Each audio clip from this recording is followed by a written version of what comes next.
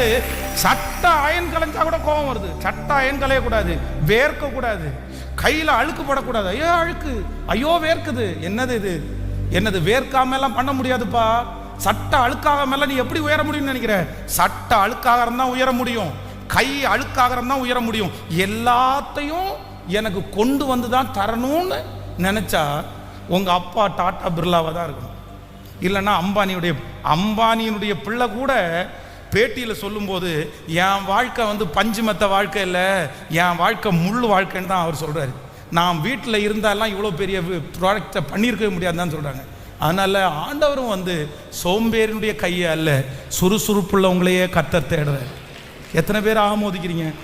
உங்களுக்கு தம்பி தங்கச்சி, உனக்கு மட்டும் விஷன் அப்படின்ற ஒன்று சரியாக இருந்துச்சுன்னா, உன் நோக்கம் கரெக்டாக இருந்துச்சுன்னா, நான் சொல்கிறேன் யாருமே உனக்கு தர வேணாப்பா. ஒரு நாள் ஆண்டவர் உன்னை கொண்டு வந்து நிறுத்துவாருப்பா. நீ